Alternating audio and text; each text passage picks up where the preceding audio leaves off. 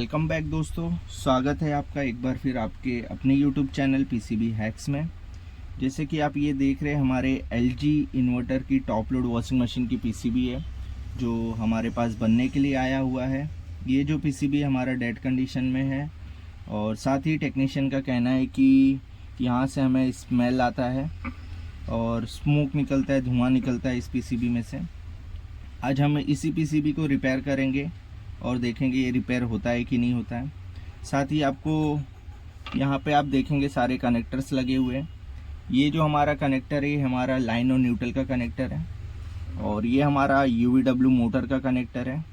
ये जो आप देख रहे हैं ये हमारी सेंसर की है जो हमारा डोर स्विच का लाइन का है और ये हमारी डिस्प्ले कनेक्ट हुई है। और यहाँ पे जो देख रहे हैं ये जो कनेक्टर है हमारा, इसमें से हमारा इनलेट आउटलेट और ड्रेन वगैरह को जो सप्लाई जाती है, प्रेशर सेंसर को जो सप्लाई जाता है, ये वो कनेक्टर है। इसका मैं आपको एक डायग्राम दे दूंगा इस कनेक्टर का, आप देख सकते हैं उसमें किस तरह से इसकी वायरिंग है। अब सबसे पहले ये देखेंगे कि जो टेक्नीशियन ने बोला था क्या वाकई ही उस तरह का प्रॉब्लम है या नहीं। सबसे पहले हम पीसीबी में लाइन और न्यूट्रल दे देंगे। यहाँ पे हमारी लाइन और न्यूट्रल हमने कनेक्ट कर दी है। पीसीबी को एक बार ऑन कर देते हैं। पीसीबी को ऑन करते ही आप देखेंगे यहाँ से हमें धुआं निकल रहा है और साथ ही हमारा जो सीरीज का बल्ब है वो भी जल रहा है।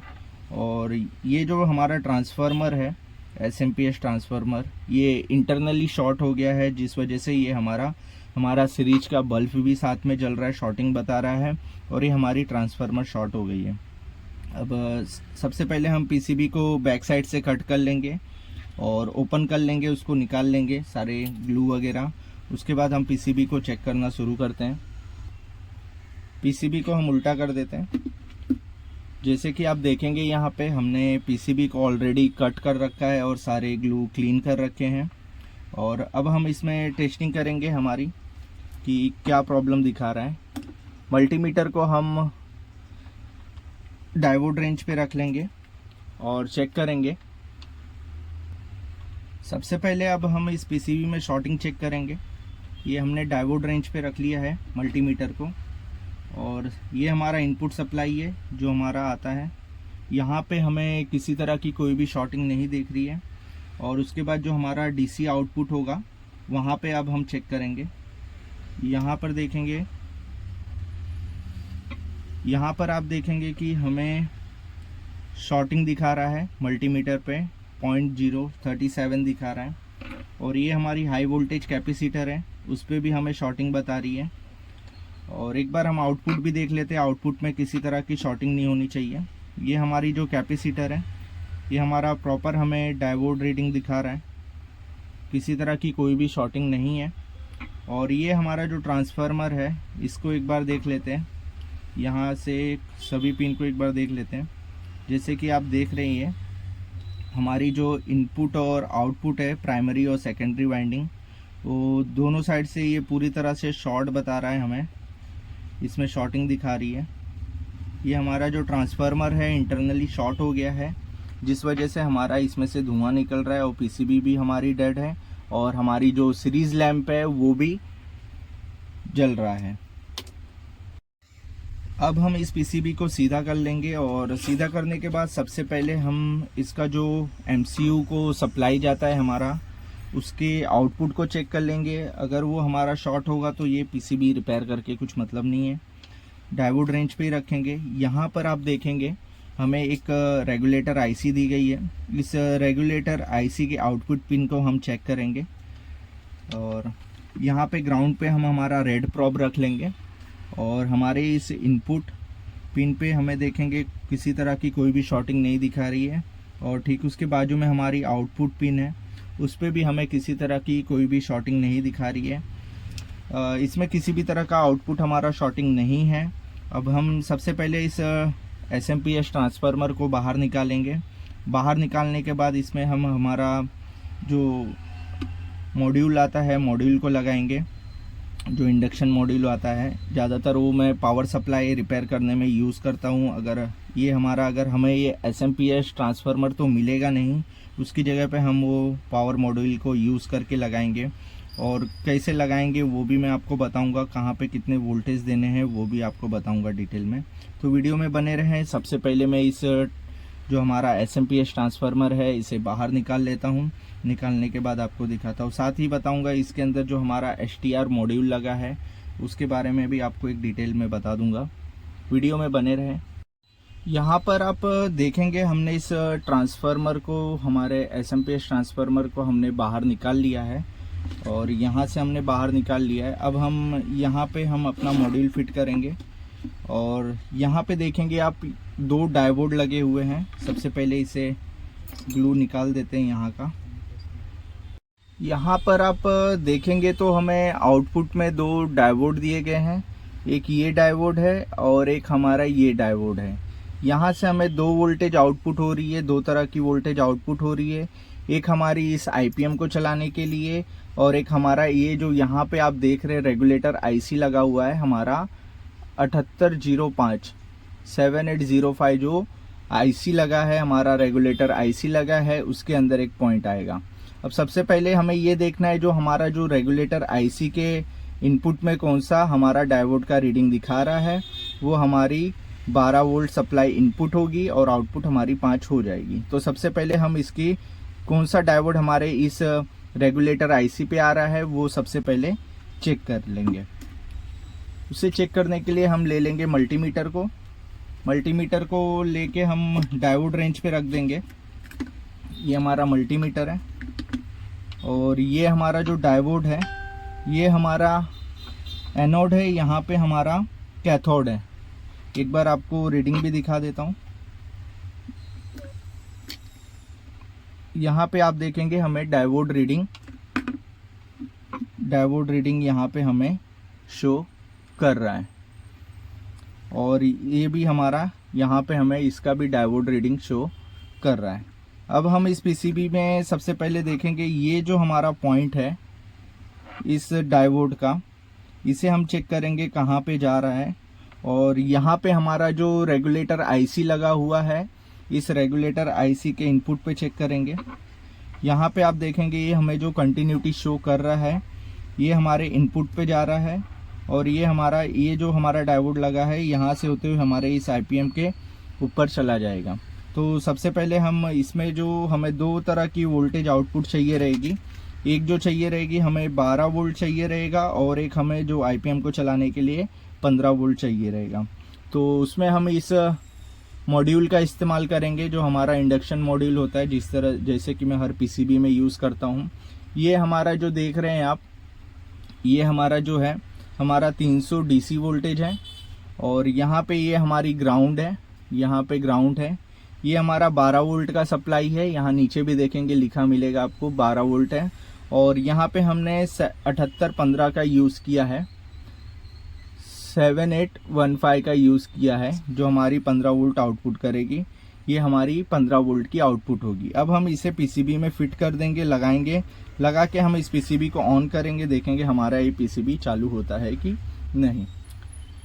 सबसे पहले मैं इस पीसीबी का कनेक्शन कर लेता हूँ। कनेक्शन करके आपको दिखाता हूँ कि इसे आपको किस तरह से कनेक्ट करना है इस पीसीबी में और क्या क्या आउटपुट निकलेगी वो भी आपको दिखा देंगे। अब आपको यहाँ पे देखना है कि हमने इसके सारे कनेक्शन कर दिए हैं। आपको इसके कनेक्शन भी बता देता हूँ। जैसे कि आप यहाँ पर देखेंगे ये जो हमारा ब्लू वायर है, ये जो हमारा 12 वोल्ट का सप्लाई था, यहाँ पे जो हमारा 12 वोल्ट का ये सप्लाई था, यहाँ पे देखेंगे आप, ये हमारा ब्लू वायर 12 वोल्ट था, उसे हमने इस डायोड के इस कैथोड पे लगा दिया है। और जो हमारा 15 वोल्ट का आउटपुट सप्लाई दे रहा था इस एसएमपी, ये जो हमारा रेगुलेटर आईसी है 15 वोल्ट का, उसे हमने यहाँ के कैथोड पे लगा दिया है आउटपुट पे। ये हमारे आईपीएम को चलाएगा और ये हमारे ये 12 वोल्ट जो हमारे इस रेगुलेटर आईसी पे जाएगी और आउटपुट हमारा 5 वोल्ट होगा।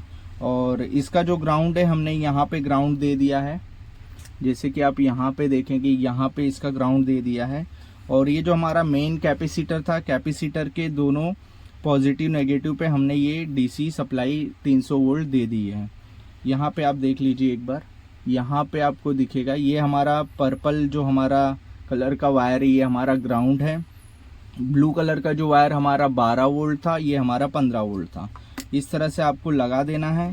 लगाने के बाद अब हम इस पीसीबी को एक बार ऑन करके देखेंगे कि हमारी ये पीसीबी ऑन होती है कि नहीं। और पीसीबी को ऑन कर लेते हैं। यहाँ पे हमने हमारा ये डिस्प्ले का कनेक्टर लगा लिया है। अब हम इसमें लाइन और न्यूट्रल दे देंगे एक बार।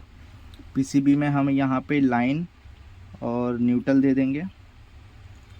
यहाँ पे लाइन और न्यूट्रल हमने लगा दिया है। अब हम इस पीसीबी को एक बार ऑन करके देखेंगे। ऑन करते हैं अब हम इस पीसीबी को, और पीसीबी को ऑन करते ही जैसे कि आप देख रहे हैं यहाँ पे हमारी जो एलईडी है, ये हमारी जो एलईडी जो सिग्नल एलईडी है, हमारी सिग्नल एलईडी ऑन हो चुकी है। अब हम इस पीसीबी के बटन को एक बार ऑन करेंगे।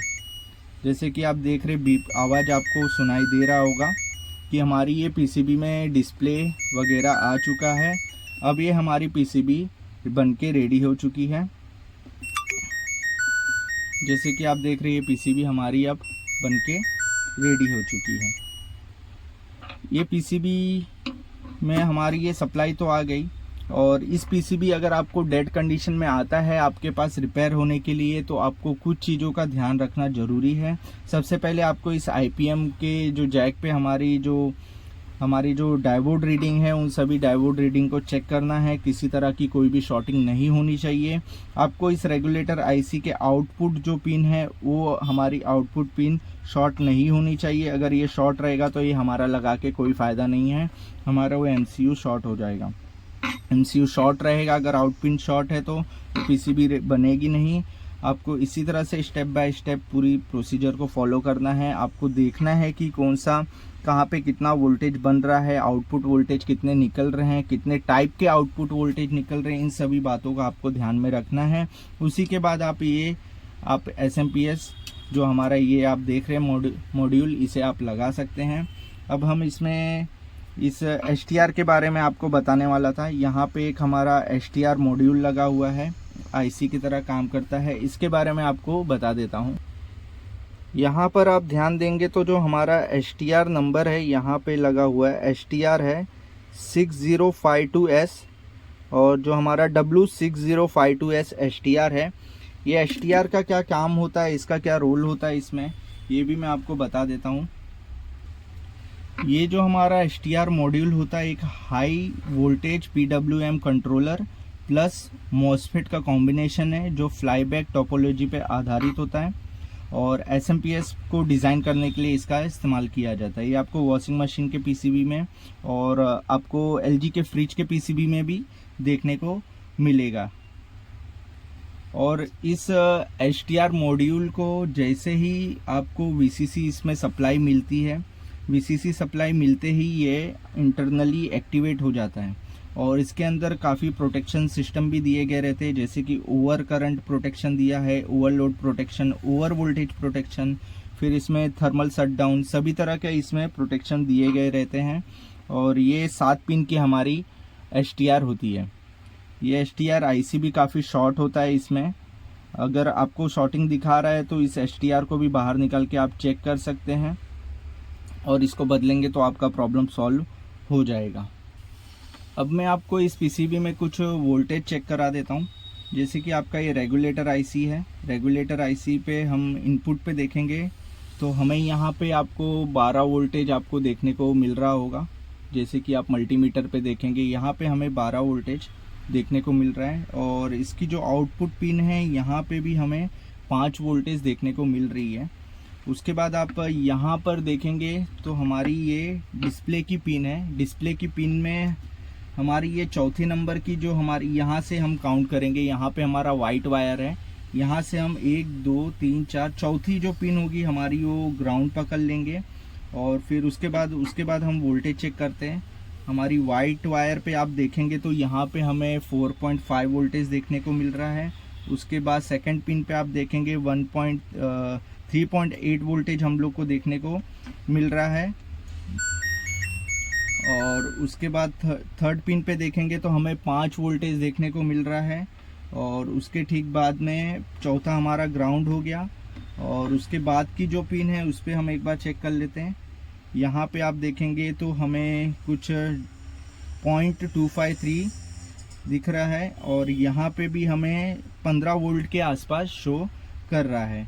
अब इसमें जो सारी वोल्टेजेस हैं सभी तरह की वोल्टेज इसमें प्रॉपर बन रही है। अब ये हमारा पीसीबी बन के रेडी हो चुका है। और यहाँ का जो आप एक कनेक्टर देख रहे हैं, ये जो हमारा, आपको बता देता हूँ, यहाँ पे जो हमारा ये कनेक्टर है, ये जो कनेक्टर है इसके जो हमारे पिन है, यहाँ से हम 1 नंबर पिन पकड़ेंगे, यहाँ से 1 नंबर पिन पकड़ेंगे और ये 9 पिन की ये हमारा जैक है, सॉकेट हमारा 9 पिन का सॉकेट है।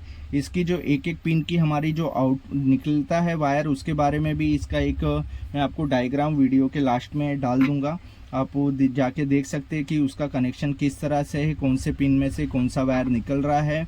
उसको भी आप स्क्रीनशॉट लेके रख सकते हैं और वो आपके काफ़ी काम आएगा। कौन सा वायर प्रेशर स्विच के लिए, कौन सा वायर इनलेट वाल्व के लिए है और कौन सा वायर हमारा ड्रेन मोटर के लिए जाता है। तो आज के वीडियो में बस इतना ही। अगर वीडियो आपको अच्छा लगा है तो वीडियो को लाइक कर दे, चैनल को सब्सक्राइब कर दे और बेल आइकन दबा दे ताकि आपको हर नई वीडियो का नोटिफिकेशन मिलता रहे। और ज़्यादा से ज़्यादा लोगों को शेयर करें, आप भी सीखें और दूसरों को भी सिखाएं। और आज के वीडियो में बस इतना ही, मिलते हैं नेक्स्ट वीडियो में। Thank you so much.